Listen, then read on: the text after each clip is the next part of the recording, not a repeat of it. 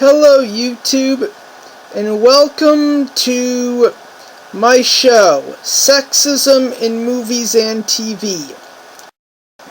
For 5 years I've been doing this show, and usually in a new seasonal intro, I give the reasons as to why I do it. Well, I've come up with some new reasons, in addition to the ones that I would give out in the last intro. I do this show to point out all of the horrible misandry, which means hatred of men and boys, that happens on mostly American TV and in American movies.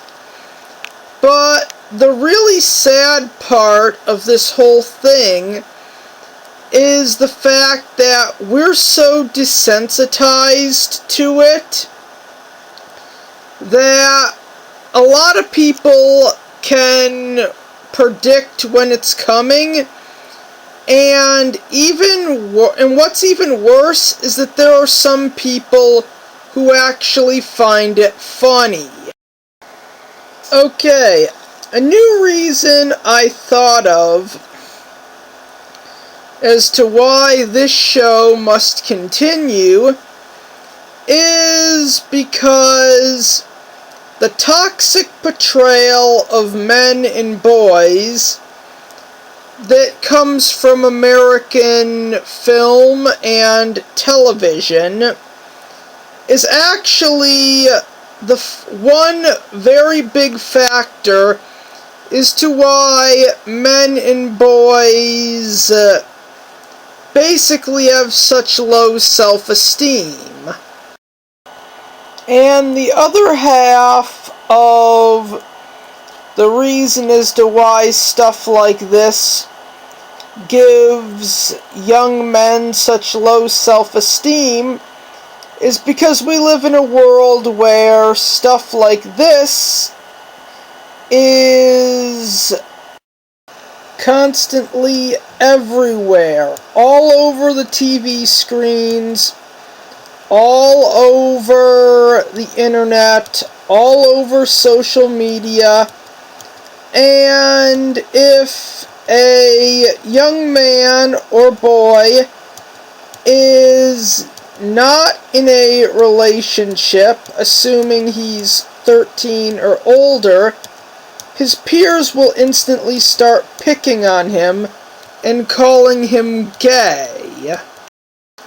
Then throw in the fact that there are absolutely no positive male role models on TV or in movies for the most part, and when some actually do appear, these insane feminists will instantly label it toxic masculinity and do whatever they can to make sure that it's ripped off the air and essentially replaced by their own pro-feminist, anti-man, anti-boy propaganda. Another reason why I do this show is to point out the fact that the corporations who make these movies and shows, they want to gain social brownie points, which is why in most Western franchises there are no positive male role models. They seek to gain social brownie points by essentially trading old stereotypes for new ones. They think they're being progressive when they're not. They just exchanged good archetypes for bad archetypes. And they do this to be progressive and get social brownie points.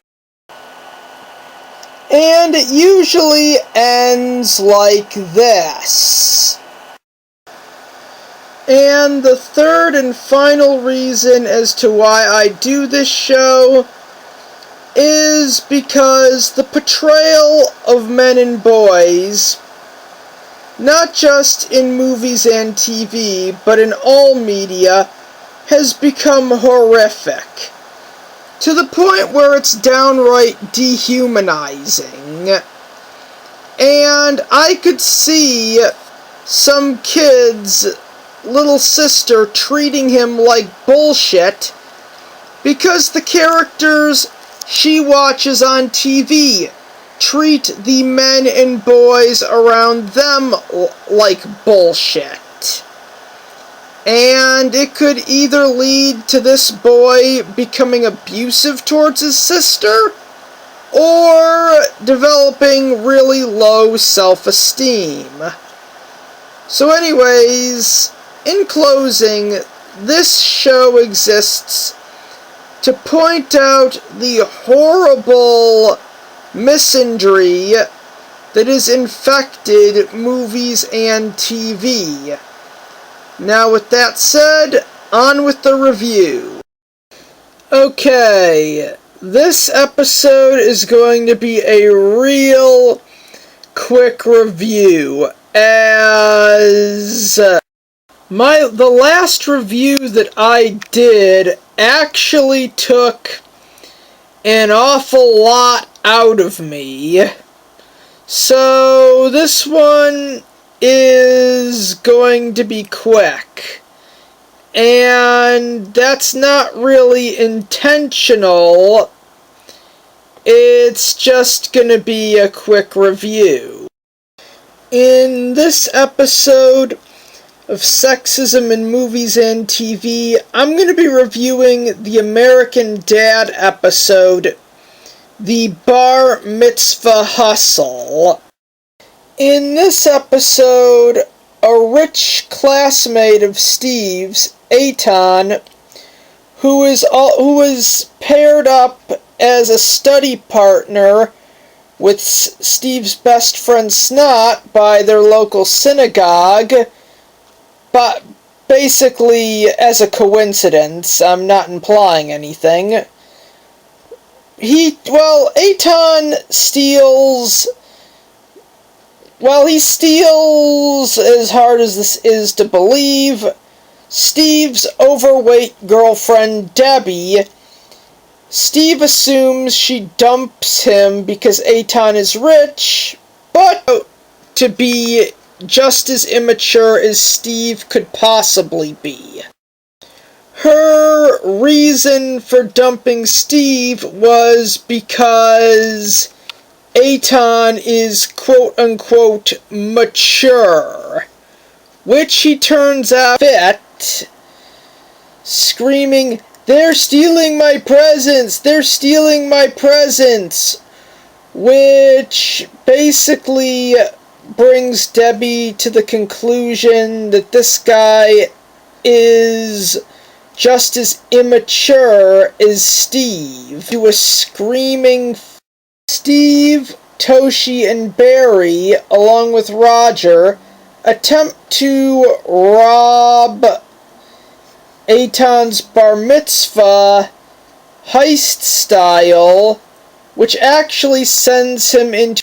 And here's pretty much where the sexism comes in.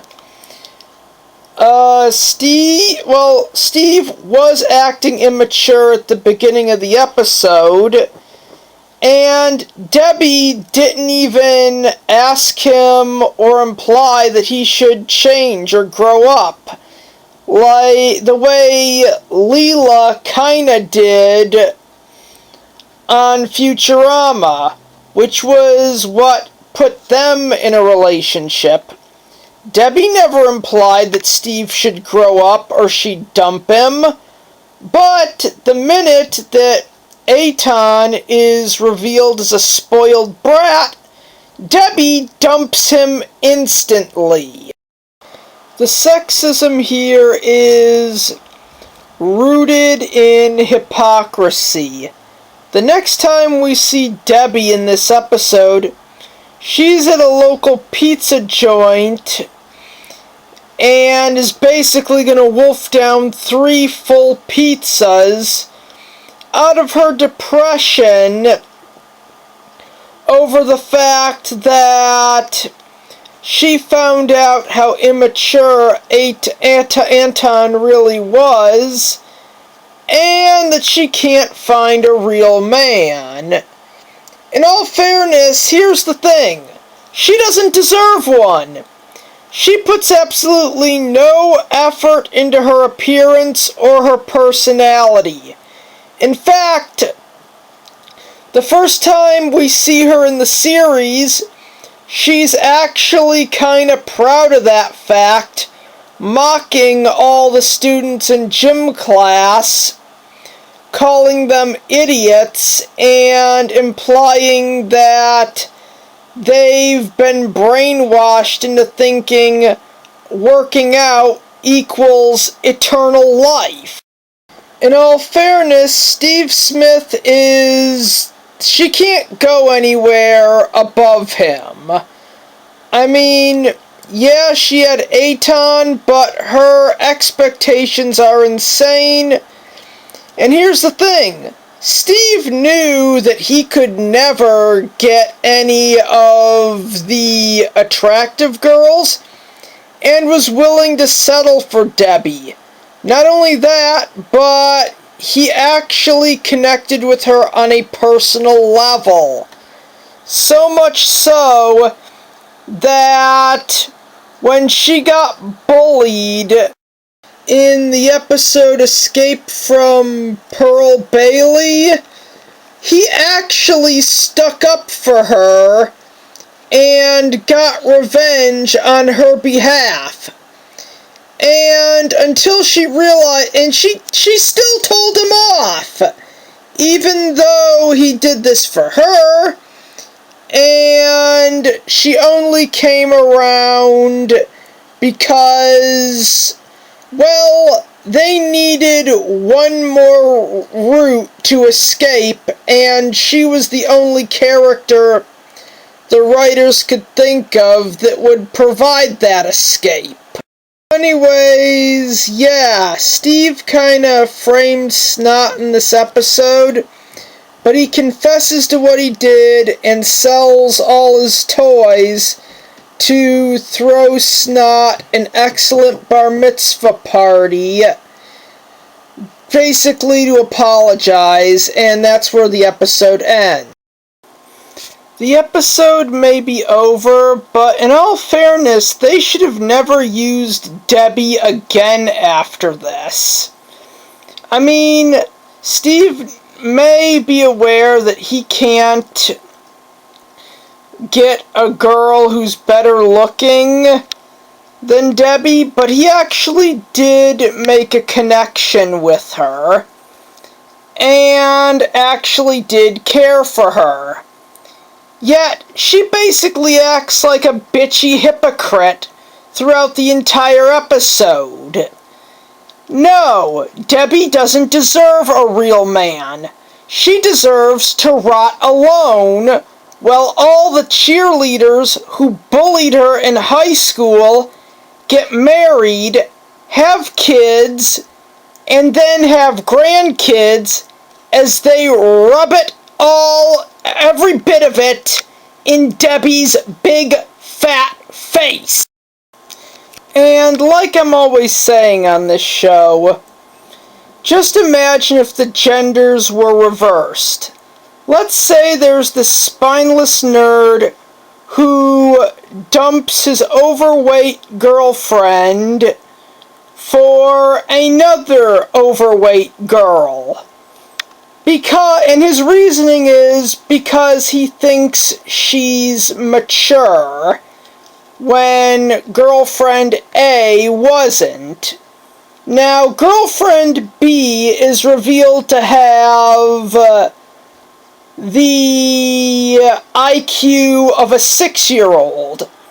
And then he dumps her. But then he becomes terrified of encountering girlfriend A because, well, he's scared of rejection. It would not go over well. And like I said before, this is not a girl who deserves a real man. What she deserves is to see her tormentors essentially get married, have kids, have grandkids, and all the while they're rubbing it in her massive face as much as they can and as smugly as possible. Up until the day that this overweight bitch dies alone. And if this episode wanted to have a purpose outside of parodying a hustle, well, not a hustle, but a heist movie, and have Steve essentially redeem himself, in all fairness, if they, well, yeah, this was not the way, well, that it was the way to redeem Steve, but they did not redeem Debbie. They should have never used her after this episode. I mean, American Dad have done episodes taking place in the future. In all fairness, if this whole thing with Debbie wanted to have a purpose, it should have had her die sad and alone, and actually, afterwards, we'd see her get sent to hell, in which she's trapped in an eternity of gym class, and forced to be pink and girly. Steve was willing to look past Debbie's fault of being morbidly obese. Why the fuck wasn't she willing to look past the one fault that actually caused them to break up in the first place? This pig is not a moral character, despite what the show tries to tell me. That's all I've got to say about this episode. The review is officially hereby over.